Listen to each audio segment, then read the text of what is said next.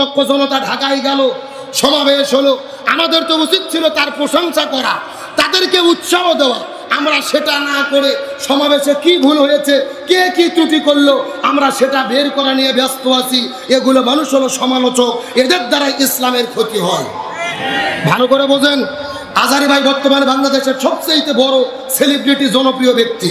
পিছন দিক থেকে স্বেচ্ছাসেবকরা বলছে, ভাই মোনাজাত চলতেছে, চলুক, আপনি একটু আগেই চলেন, প্রোগ্রাম শেষ হয়ে গেলে লক্ষ লক্ষ জনতা এসে ধাক্কা ধাক্কি করবে, আপনার নিরাপত্তা আমরা দিতে পারবো না। কেউ ছবি তুলতে চায়, কেউ সেলফি তুলতে চায়, অতএব আপনি মোনাজাত শেষ করে আমাদের সঙ্গে চলেন, আপনাকে আগেই একটু নিয়ে যেতে চাই। এই জন্য আজারি ভাই মোনাজাত রেখে চলে গেছে। এটা কি তার অন্যায়? এটা কি তার কোনো ভুল? অথচ ছোট্ট বিষয়টাকে সোশ্যাল মিডিয়াতে যারা ভাইরাল করতেছে, এদের বলতে চাই হিংসা করে কোনো লাভ নেই। আজারি ভাইকে সম্মান দিয়েছে আল্লাহ, আল্লাহ যদি কাউকে সম্মান দেয় তাকে কেউ অপমানিত করতে পারবে না। আচ্ছা, তাম পৃথিবীর মানুষ যদি আজারির ঠ্যাং ধরে, পাও ধরে নিচের দিকে টানে, আর আল্লাহ যদি আজারিকে উপরের দিকে উঠাতে চায়, তাম পৃথিবীর লোক কি নিচের দিকে নামাতে পারবে? জোরে বলেন, পারবে? আমরা দেখেছি আজারির যত ভুল ধরেছে, যত সমালোচনা করেছে, আল্লাহরও তার জনপ্রিয়তা তত বাড়াইয়া দিয়েছে। এই জন্য বলতে চাই, সমালোচনা নয়, গতকালকের প্রোগ্রাম বাংলাদেশের দলমত নির্বিশেষে যেই প্রোগ্রাম হয়েছে, এটা বাংলাদেশ ইতিহাস তৈরি হয়েছে, নতুন ইতিহাস সৃষ্টি হলো। এখান থেকে আমাদের শিক্ষা নিতে হবে। আলেমদের ডাকে সবাই সাড়া দিয়ে এক মঞ্চে যদি ওঠে, এই বাংলার জমিনে কোরআন কায়েমের জন্য আলেমদের ঐক্যবদ্ধভাবে আমাদের ডাক দিতে হবে, তাহলে এই জাতি আলেমদের ডাকে সাড়া দেবে ইনশাআল্লাহ। আল্লাহ তাআলা এই জমিনকে কোরআনের জন্য কবুল করুক, বলেন আমিন। আছেন আমার সবাই যেহেতু কম, শর্টকাটে কিছু কথা বলে আপনাদের মধ্য থেকে বিদায় নিয়ে চলে যাব। চিৎকার করে বলেন তো দেখি, বাংলাদেশে আমরা শান্তি চাই কি চাই না? আরো জোরে বলেন। আজকের আলোচনার বিষয় হলো, বর্তমানে বাংলাদেশের প্রেক্ষাপটে শান্তি প্রতিষ্ঠায় আমাদের করণীয় কি, জানার দরকার আছে না নাই? ভালো করে বোঝেন। 1947 সালে ভারত, বাংলাদেশ, পাকিস্তান, আমরা ব্রিটিশদের কাছ থেকে স্বাধীন হয়েছিলাম। উদ্দেশ্য কি? আমরা শান্তি পেতে চাই। দুর্ভাগ্যজনক হলেও সত্য, আমরা শান্তি পেলাম না। 1971 সালে আবারও দেশ স্বাধীন করলাম শান্তি পাওয়ার জন্য, শান্তি পেলাম না। 24 আবারও গণঅভ্যুত্থান করেছি শান্তি পাওয়ার জন্য। আমরা কি শান্তি পাচ্ছি? তাহলে কি করলে শান্তি পাওয়া যাবে, জানার দরকার আছে না নাই? আমার প্রিয় বন্ধুগণ, মুসলমান ভাইরা, গভীর মনোযোগ। কোনো দিকে নজর নাই, কোনো দিকে তাকাতাকি নেই। কথাগুলো সুন্দর করে বোঝার চেষ্টা করবেন। এই জমিনের মধ্যে শান্তি কায়েম করতে গেলে আমাদের কি করতে হবে? গভীর মনোযোগ দিয়ে লক্ষ্য করে বোঝার চেষ্টা করবেন। আমাদের নবীজি এই জমিনের ভেতরে শান্তি প্রতিষ্ঠা করার জন্য 17 বছর বয়সে একটা দল গঠন করেছিল। সেই দলের নাম হলো হিলফুল ফুজুল। কি নাম বললাম? এই দশরা মুসলমান, গভীর মনোযোগ লক্ষ্য করেন। নবীজি 17 বছর বয়সের ভেতরে এই জমিনের ভেতরে হিলফুল ফুজুল নামক দল গঠন করলেন এই জমিনের মধ্যে শান্তি কায়েম করার জন্য। 17 বছর থেকে শুরু করে 40 বছর পর্যন্ত নবীজি 23 বছর ধরে চেষ্টা করেছে। কিন্তু দুর্ভাগ্যজনক ব্যাপার হলো, 23 বছর চেষ্টা করার পরেও আমাদের নবীজি এই জমিনের ভেতরে শান্তি কায়েম করতে পারলো। মুসলমান লক্ষ্য করে বোঝার চেষ্টা করবেন।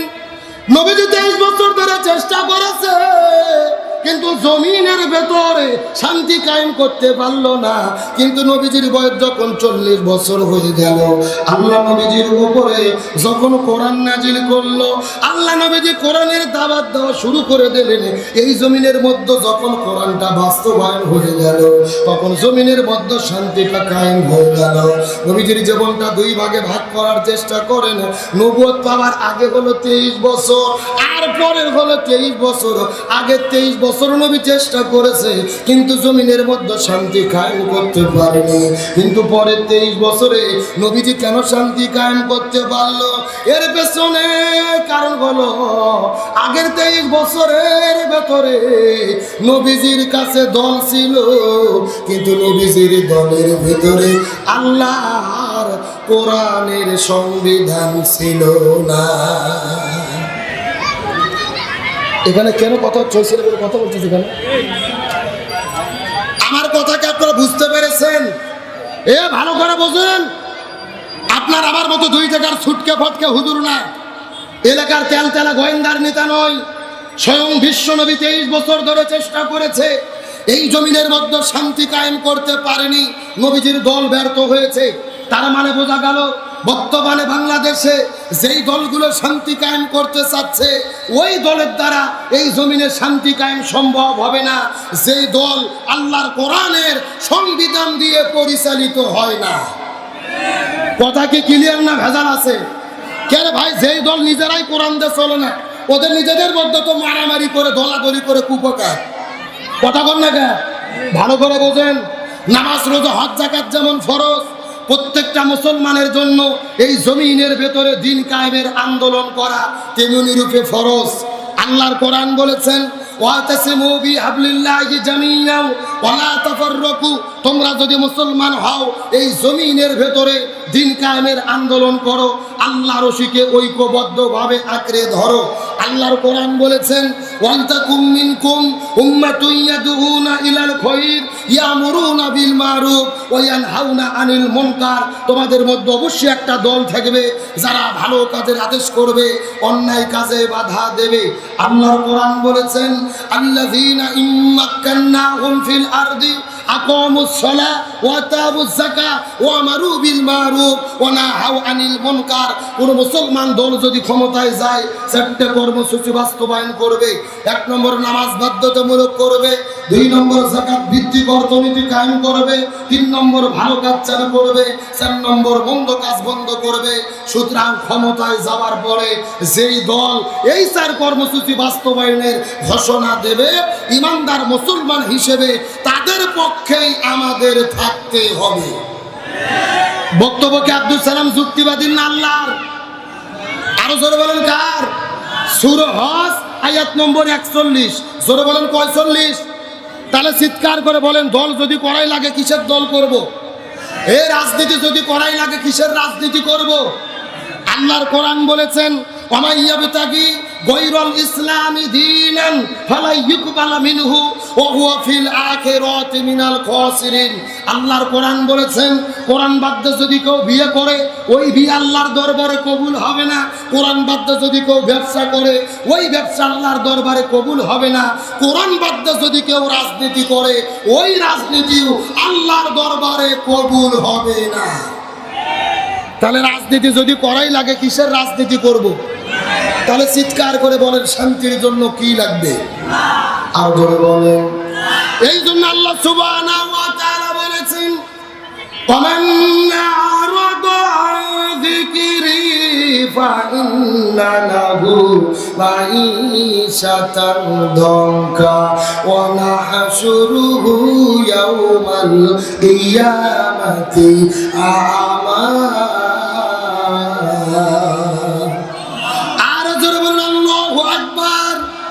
সূরা তাহা 16 নম্বর পরে 19 নম্বর পৃষ্ঠার 13 নম্বর লাইন 124 নম্বর আয়াতে কারিমা তাফসীর ইবনে কাসিরের মধ্য থেকে বলতেছি, আল্লাহ তাআলা রাখতে বলে, এই পৃথিবীর মুসলমানেরা ব্যক্তি, পরিবার, সমাজ, রাষ্ট্র, রান্নাঘর থেকে শুরু করে সংসদ ভবন পর্যন্ত এই কোরআন বাদ্যা যদি কেউ জীবন পরিচালনা করে আর যদি শান্তির জিকির করতে থাকে, আমি আল্লাহ তাদের জীবনের মধ্যে কোনো শান্তি রাখবো না, বরং মাঈশাতান দঙ্কা, তাদের জীবনটাও শান্তিতে ভরে দেব। আর কিয়ামতের ময়দানে এই জমিনে যারা কোরআন মানবে না, আল্লাহ হাসরের ময়দানে তাদের 2 চোখকে কানা করে বন্ধ করে আল্লাহ হাসরের ময়দানে উত্তোলিত করবেন। জোরে বলা যাবে কি নাউজুবিল্লাহ? এই পৃথিবীতে যারা কোরআন মেনে চলবে না তাদের জীবনে অশান্তি দেবে কে? আর হাসরের ময়দানে তাদের 2 চোখকে কানা করে বন্ধ করে কে উঠাবে? এ ভাই, এখানে কথা বন্ধ হচ্ছে না? এখানে কথা বলে কারা এরা? এ তরিকুল ভাই, এখানে দেখুন তো কথা বলে কারা? আপনিও তো মাঝে মধ্যে কথা বলতেছেন। না না ভাবেন না আমার কান যাচ্ছে রে, ভেবে কথা বলতেছেন। আস্তে আস্তে কথা হবে, কোনো কথা হবে না। এ তাহলে চিৎকার করে বলেন, শান্তির জন্য কি লাগবে? আর একটু জোরে বলেন। এই জন্য আল্লাহর কোরআন বলেছেন, ফামান তাবিয়া হুদায়া ফালা খাউফুন আলাইহিম ওয়ালা হুম ইয়াহজানুন। লক্ষ্য করেন, এই যে এখানে আপনারা লিখে দিয়েছেন আব্দুল সালাম যুক্তিবাদী। আমি যুক্তি দিয়ে কিছু কথা আপনাদেরকে বুঝাই। মনে করেন যে বাংলাদেশের ঢাকা শহরে বিশাল বড় একটা পানির ট্যাঙ্কি আছে, যেরকম কিসের ট্যাঙ্কি, ওই ট্যাঙ্কির মধ্য থেকে পাইপ দিয়ে দিয়ে বাংলাদেশের 64টা জেলায় পানি সাপ্লাই দেওয়া হয়। কিন্তু ঢাকা শহরে যে পানির ট্যাঙ্কি আছে, ওই ট্যাঙ্কির ভেতরে একটা মরা বিড়েল মরে পচে গন্ধ উঠে আছে। আমার কথা কি বোঝা যায়? একটা পাইপ আস্তে আস্তে আস্তে আস্তে আপনাদের এই যশোর জেলাতে ছুটিপুরেও এসেছে। এখন বলেন তো, পাইপ দিয়ে যেই পানি বের হচ্ছে ওই পানি ভালো না গন্ধ?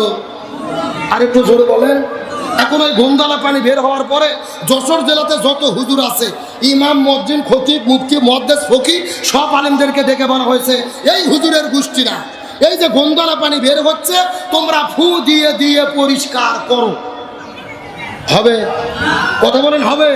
আচ্ছা, যশোর জেলার হুজুর তো দূরের কথা, কাবা শরীফের ইমাম যদি আসে পানি ফু দেয় বিসমিল্লাহ বলে, পানি পরিষ্কার হবে? আচ্ছা বলেন তো, পানি পরিষ্কার করতে গেলে কি পরিষ্কার করা লাগবে? ওই ট্যাঙ্কি পরিষ্কার করা লাগবে। এটাকে বুঝতে পেরেছেন? এইবার আসল ওয়াজ শোনেন, আসল ওয়াজ। এই বাংলাদেশেও শান্তি প্রতিষ্ঠার একটা ট্যাঙ্কি আছে, যার নাম হলো সংসদ ভবন। আরো ধরে বলেন। আর ওই সংসদের ভেতর থেকে বাবার আইন, দাদার আইন, চাচার আইন, খালুর আইন, ফুপার আইন, কার্ল মার্ক্সের আইন, লেনিনের আইন, পুতিনের আইন, সক্রেটিসের আইন, প্লেটোর আইন, ধর্মনিরপেক্ষতাবাদ, জাতীয়তাবাদ, সোশ্যালিজম, ক্যাপিটালিজম, ভারতের আইন, ব্রিটিশের আইন, মানব রচিত তন্ত্র মন্ত্রকে জুতো এবং ঝাঁটাপিটা করে যতদিন পর্যন্ত বিদায় করে কোরআন দিয়ে বাংলাদেশ পরিচালিত না হবে ততদিন পর্যন্ত এই জমিনের ভেতরে শান্তি আসতে পারে না, পারে না, পারে না। সুতরাং বাংলাদেশে শান্তি কায়েমের জন্য এই কোরআন সংসদের মধ্যে ঢুকাইয়া কোরআন দিয়ে বাংলাদেশ চলুক, এটাকে আপনারা চান? এই ধরে বলেন চান? কারা কারা চান? দুটি হাত আল্লাহকে তুলে দেখা দেন। একজন তাকবীর দেন দেখি।